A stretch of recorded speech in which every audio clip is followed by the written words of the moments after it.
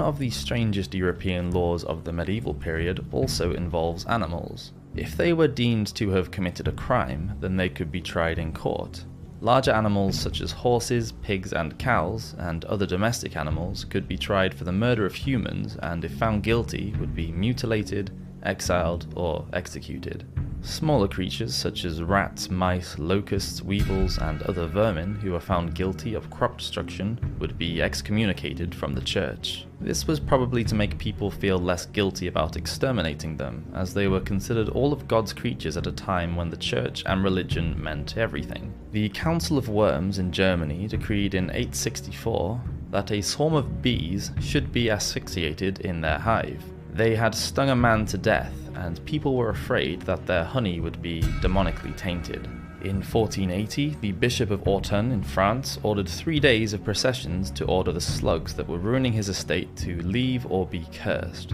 In 1266, a pig was publicly burned for killing a child, and in 1386, in Falaise, France, another was sentenced to, quote, be mangled and maimed in the head and forelegs before being hanged for tearing the face and arms of a child. The pig was dressed in male clothing before the hanging.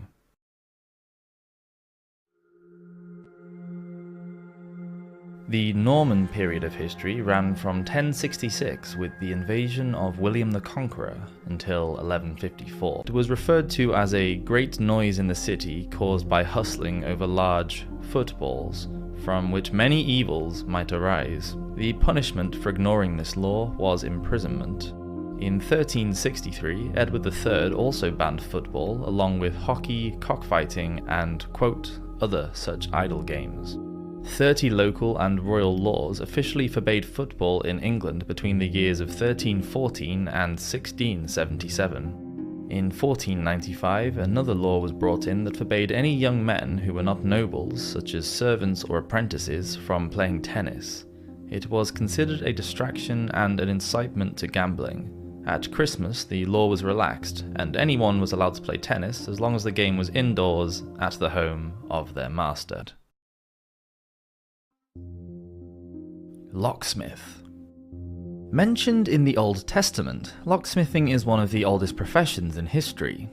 Unlike the metal locks made and used today, very early ones were made from wood and were quite big and clumsy, with pins that could be operated by a wooden key. In the early Middle Ages, simple iron bolt locks were used in Europe and Asia, but dramatically changed in functionality and appearance over the medieval period, as more ornate designs emerged from superior metalworkers. Locksmiths became an important part of castle security, providing locks that defied picking or damage was a highly sought-after skill. Members of the trade were trained in private within their guilds so that the secrets of their techniques would remain protected.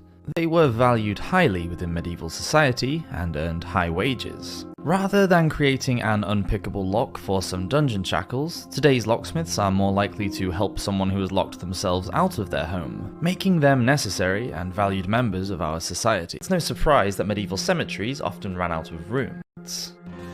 The people of the Middle Ages were very comfortable with the whole idea of death, as they believed that what was waiting for them after they had died was going to be unquestionably better than their life here on Earth. People wanted to die a good death, so much so that they feared dying suddenly with no time to confess their sins or to be read their last rites. A sudden death was for sinners, such as murderers or suicides whose spirits would wander the earth forever, never being allowed into heaven, not for decent, God-fearing people. If someone died from an illness and then other people started to experience the same symptoms, having no knowledge of germs, they actually believed that the dead were coming back to life and affecting the living. This gave rise to the idea of the revenant, a sort of medieval zombie. Some people cut up the bodies of family members before burial just to be on the safe side. It's no surprise that medieval cemeteries often ran out of room. They were overcrowded and space for burial was scarce. So skeletons would often be dug up and moved to ossuaries. So as corpses were only buried in shallow graves, they would often float to the surface in very wet weather. It was hardly any wonder that most people had seen a decomposing dead body at some point in their life. But it was just another beauty fad from the Middle Ages that should have come with a major health warning. In achieving this paleness, many medieval women used toxic materials which not only damaged the skin, but could also cause severe health problems and even death. A Pale complexion was not just considered a sign of beauty, it also reflected wealth and high esteem. It was a status symbol that showed the world that you could stay indoors and didn't have to work. Just staying out of the sun wasn't enough though. Some women resorted to using leeches to drain their blood in an effort to make their skin paler, but most used powders and creams. Chalk, flour, and even arsenic powder were just some of the ingredients used to lighten the skin. White lead was also used and mixed with vinegar to make a paste. In a later period, mercury was also given as a silvery sheen to the paint, which was often used on the neck and bust line as well.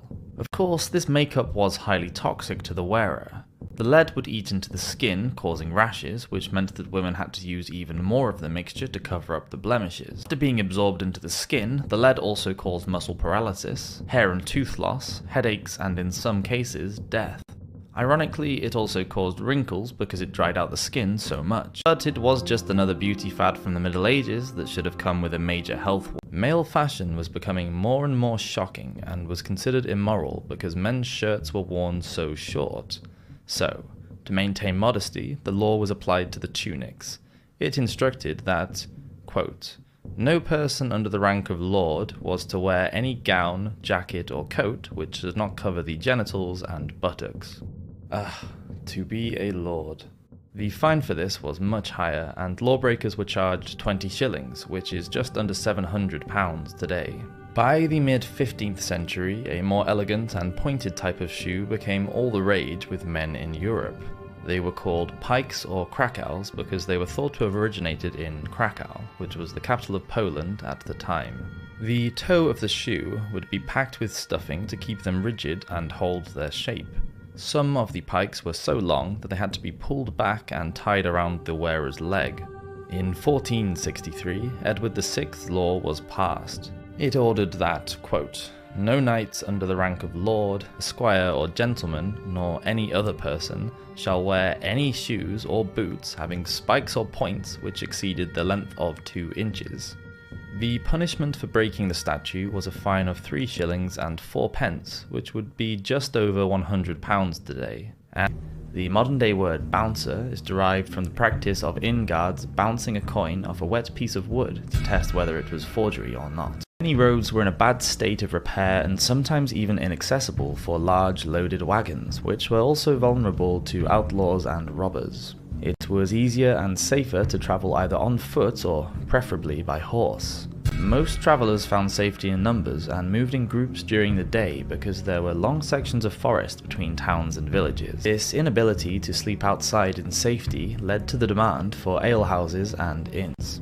The inn of a town would play an essential role in the economy and social welfare of a community. Usually located centrally, such as in the town square or at a crossroads where trade routes met, inns would often become a landmark in the area. Inns in the Middle Ages usually concentrated on providing food and accommodation, whilst taverns were usually owned by a brewer or vintner and focused on delivering a never-ending supply of drink. The innkeeper was also responsible for the quality of the goods offered to his customers and a level of security, as alehouses could often be violent places.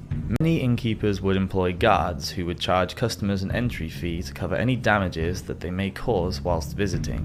The modern-day word bouncer is derived from the practice of inn guards bouncing a coin off a wet piece of wood to test whether it was forgery or not. Inns were a central hub for people to meet and socialize, making them political and cultural hotbeds. It is testament to the strength of appeal of many of these pastimes, such as board and card games, reading, and embroidery, that they are still popular today, centuries later. As the king would be busy during the day, attending meetings, hearing petitions, passing laws, hunting, and generally doing other kingy things, his queen and her entourage would need to entertain themselves in other ways. Board games were popular, especially chess, which would require one's full attention, and could go on for hours. Other board games included Fox and Geese, the philosopher game, and an early form of backgammon known as tables. Card games also required strategy and skill. King Charles VI of France had a court painter decorate cards for his own use in 1393, and it soon became popular across the whole of late medieval Europe. Sewing and embroidery work using fine silks and gold thread were thought to be a suitable pastime for noble women. They would demonstrate their fine needlework on bags, belts, girdles, and garters, not because of necessity of employment or the need of wages, but for the sheer pleasure of it. and because fine needlework was considered among a woman's finest accomplishments. A good book. The medievals accepted that literature could be both informative as well as being enjoyed for the pure pleasure of it, and this helped to produce a demand for reading matter in the later Middle Ages. Several genres were fashionable, including romances, devotional works such as Book of Hours and Books of Saints, ballads, histories, and chronicles. The reading of literature was a popular pastime among the wealthy, especially with the ladies who had more leisure time.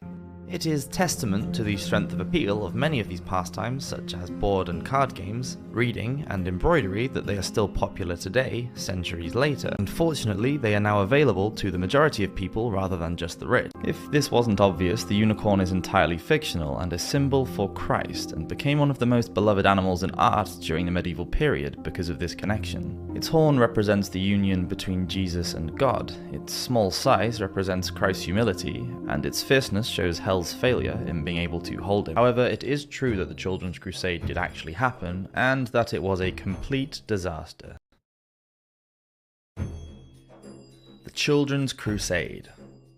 This is quite a strange event that took place in medieval Europe. In 1212, a young shepherd boy named Stephen of Cloyes saw a vision of Christ, who told him to organize a new crusade and defeat the Muslim infidels. Undeterred, Stephen went out into the streets and began to preach the message he had heard from Jesus to any children that he could find.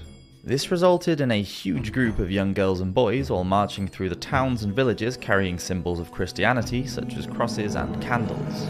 During the march, they sang songs praising God, and when asked how they would cross the Mediterranean Sea to reach the Holy Land, Stephen replied that God would protect them, and they would simply walk across with his help. By the summer, Stephen supposedly had 30,000 followers, which is currently considerably more than we have on this YouTube channel. At the same time, a German boy named Nicholas had a similar vision to Stephen and also planned to reclaim Jerusalem. Nicholas gathered adults as well as children, and they began a dangerous trek over the Alps. Those who managed to survive the freezing cold conditions made it into Italy and arrived in Rome, where they were given a hero's welcome from the Pope. Nevertheless, the Pope said that they were too young to be victorious in their mission, and he sent them back to Germany. Many did not survive the return trip, and those who boarded a ship for the Holy Land at the Italian port of Pisa were never seen again. As for Stephen of Cloyes, it is said that many of his followers died on the way back to Marseille harbour in France. The distances were too far for small children to walk, and sadly the prediction concerning the Mediterranean Sea did not take place, and the children had to cross by boat. Most of the children never went back home. A priest who later returned from North Africa said that whilst on his travels he had met some of the surviving children who were now adults. The other ships were taken by pirates, and the children were sold into slavery. It's difficult to know what actually happened to those who joined the campaign. However, it is true that the Children's Crusade did actually happen, and that it was a complete disaster. In 1233, Roger de Sommery actually had the daring to refuse to attend his own knighting ceremony when it was offered to him by King Henry III of England. Enraged, Henry immediately created a law that made refusing a knighthood illegal, and he seized Roger de Sommery's lands. He now joins the likes of David Bowie, Stephen Hawking, and L.S. Lowry, who also turned down a knighthood, though without the threat of having their homes confiscated. It seems that the northern city of York became slightly worried by this turn of events, and a new bylaw was brought into force that they hoped would protect them from the Scottish threat. The statute declared that it was fine to kill a Scotsman within the city walls of York if they are found outside after sunset, but only if a bow and arrow is used and the shooting does not take place on a Sunday. Similarly, the Welsh rebellions that took place between 1400 and 1415 caused panic in the nearby English city of Chester. Led by Owen Glendower, the Welsh fought bravely in several bloody battles, but were also unsuccessful in their fight for independence.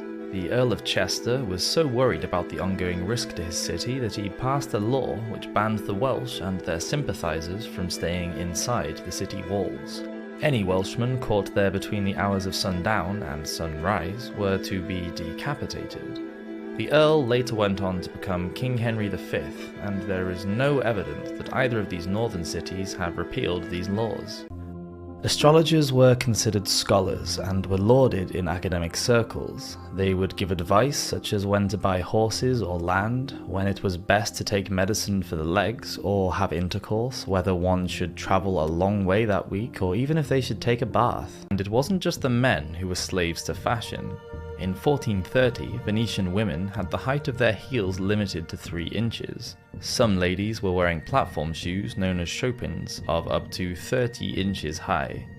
The ladies employed small servants to walk alongside them so they could lean on their heads and steady themselves. By the year 1348, there were 100,000 people living in Venice, making it the most populated city in Europe. It was a very important trading harbour, and consequently, many sex workers made the port their home. Sailors were always looking to spend time with ladies when they had been at sea for several months.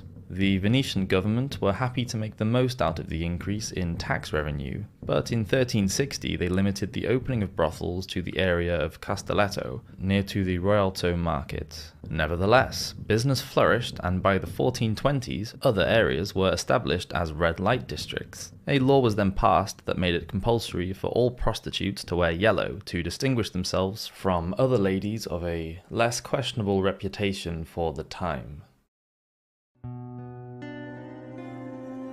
From as early as 1309, King Edward II of England had passed laws that controlled what his people ate and drank. He declared that excessive spending and the, quote, outrageous consumption of meats and fine dishes by the great houses of the realm needed to end. He thought it was setting a bad example for the peasantry and that the class system needed to be preserved. In fact, it went so far as to say that not believing in witchcraft was a blasphemy, which was quite the opposite of earlier treaties. Throughout most of the Middle Ages, the Church regarded magic as a laughable nonsense, and denied that witchcraft even existed. It was denounced as just pagan superstition. Saint Augustine of Hippo, the 5th century theologian, stated that any pagan religion and magic was created by the devil to tempt humans away from the truth of Christianity. However, he also said that neither the devil nor his followers were capable of producing any physical magic, or even of having any real magical powers. So there wasn't any reason for the church to hunt down any witches because their powers didn't exist.